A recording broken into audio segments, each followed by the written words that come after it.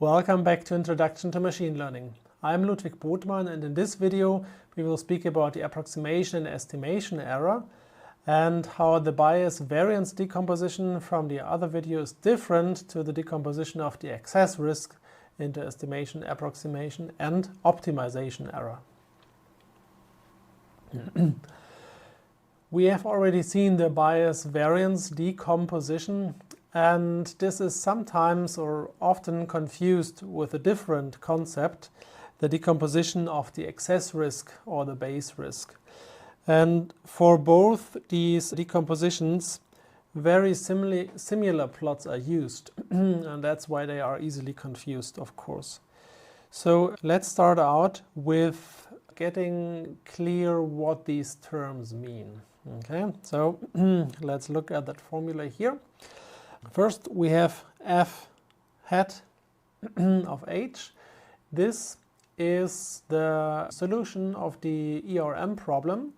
So the model that has the lowest empirical risk from the hypothesis space that we have specified.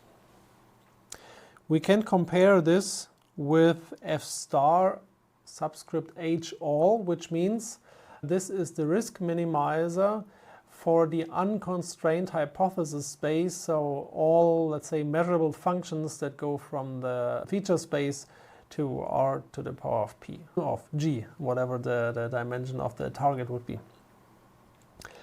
So f star is a risk minimizer of the unconstrained hypothesis space. F hat is the empirical risk minimizer of the constrained hypothesis space.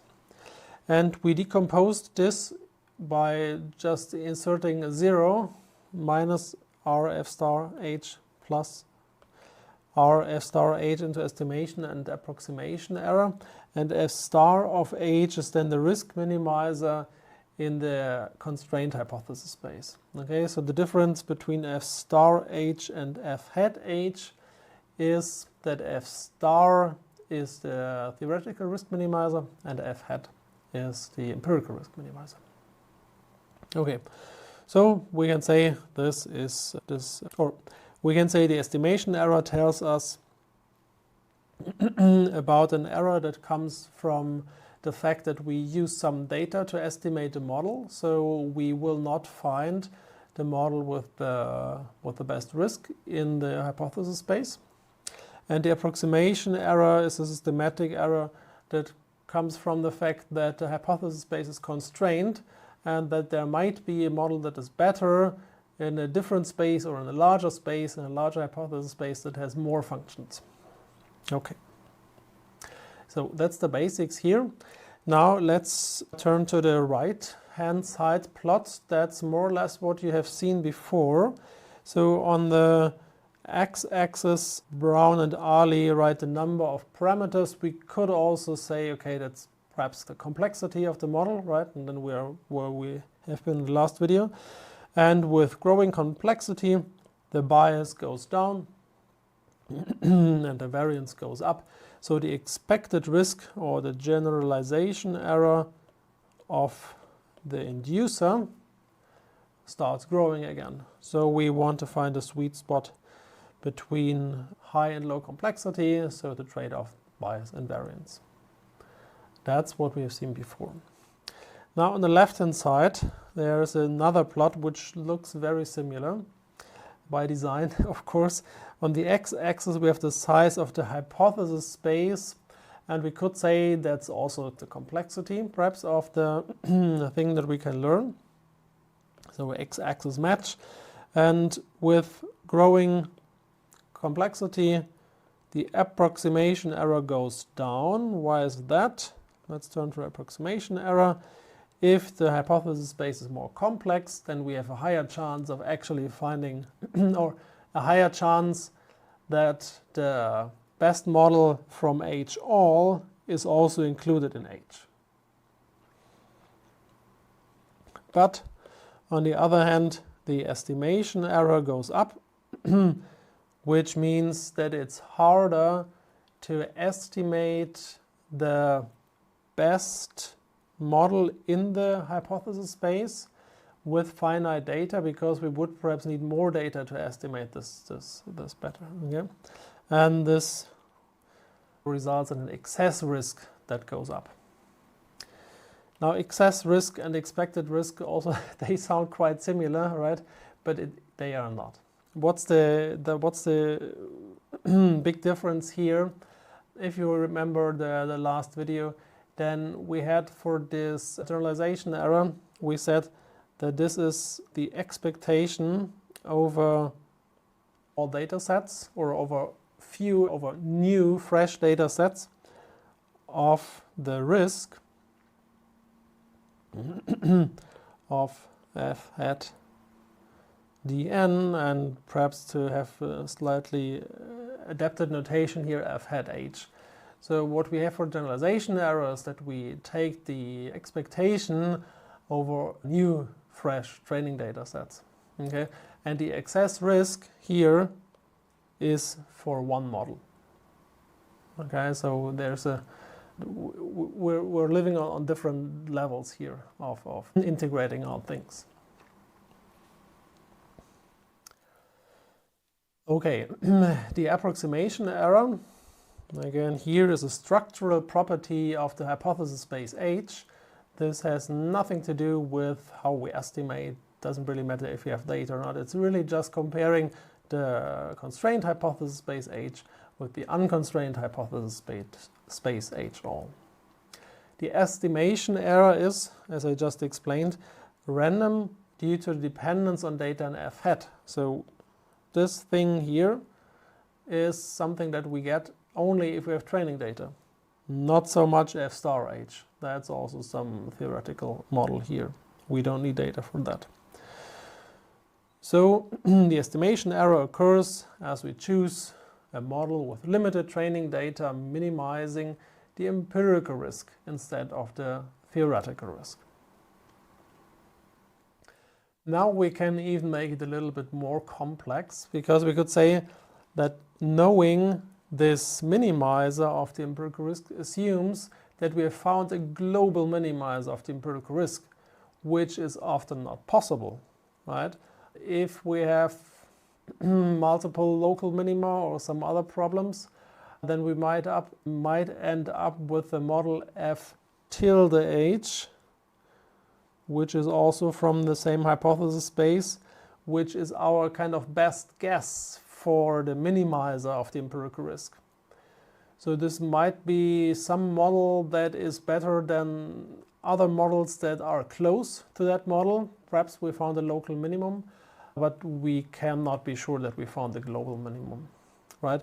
So this gives rise to even another source of, okay, clean first.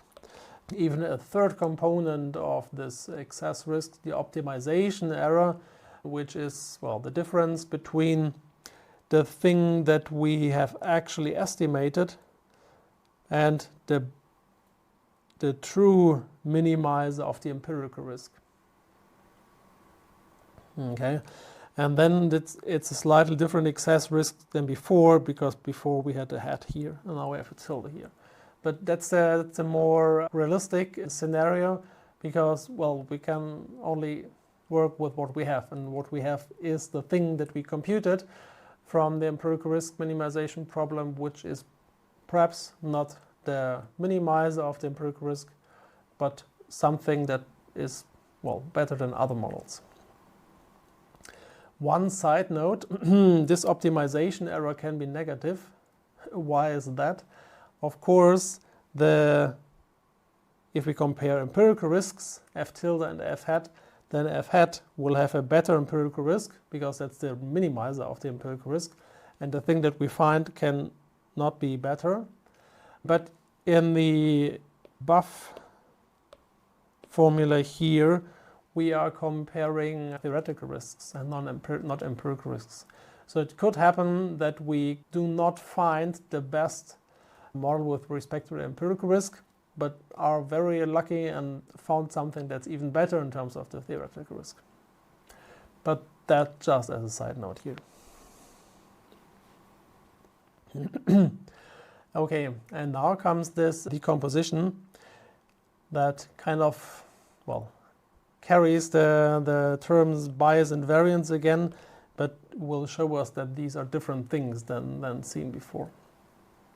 Okay, so the first thing that we need is some centroid model, and the centroid model is under the L2 loss the mean prediction at each x over all the data sets. In formulas, it's this expectation here.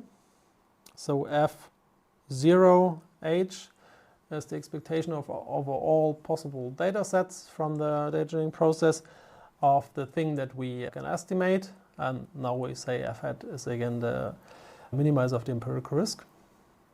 And this is exactly the same thing that we had in the bias-variance decomposition, and we call that average model there. Okay? We just call it centroid model because in the Brown and Ali paper they call it centroid model, and the definition is a little bit more complex than we show you here. This thing with this average model really just works under the L2 loss. But for now that's complex enough. So we have this average model, centroid model, call it whatever you want.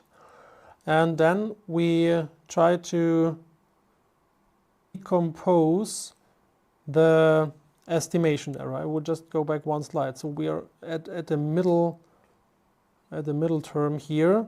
The difference between F hat and F star in the hypothesis space. So we do not care about the optimization error right now. And we also do not care about the approximation error right now. We just look at the middle part here, the estimation error. Okay? So going back here, and what we do now is that, and that feels a little bit more like a generalization error perhaps, because we say we average this or integrate this out over the data set distributions. That's what we did for the GE as well, right? So we take the expectation of this estimation error. We add a 0 again, and then we have a new decomposition.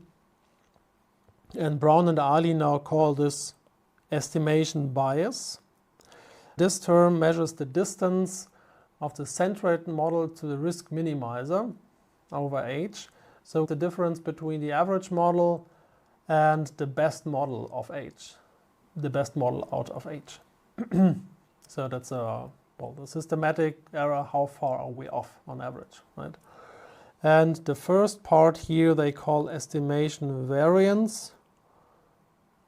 Perhaps it's not directly super intuitive why this thing here is called variance, but there are good reasons for that, which I will skip for now. Perhaps just accept this term, but it covers, and I think that's also understandable from this slide here, the average spread of the empirical risk minimizer around the centroid model induced by the randomness due to dn, right? Because this thing here, f hat, we had on the other slide set, we had f hat subscript dn, which shows a little bit more clearly the dependence on the data set that we use to train a model.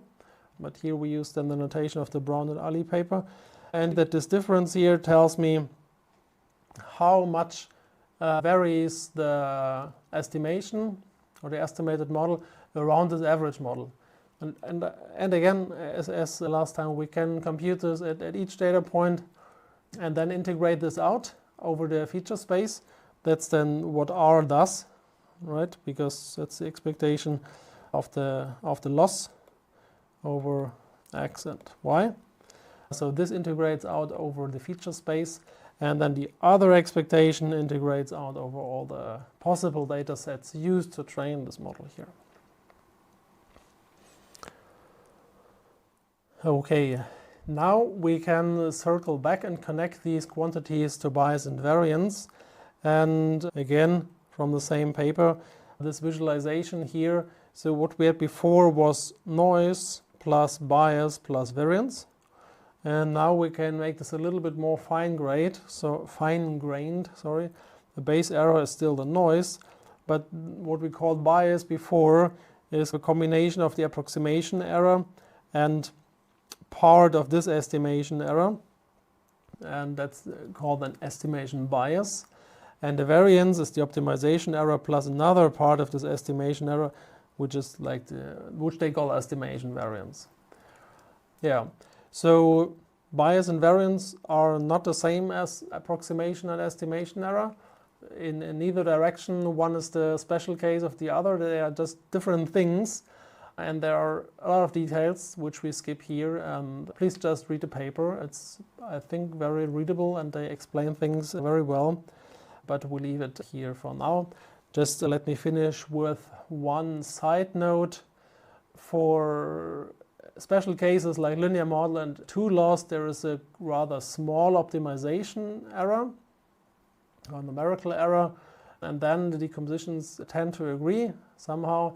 But it's still like philosophically different things.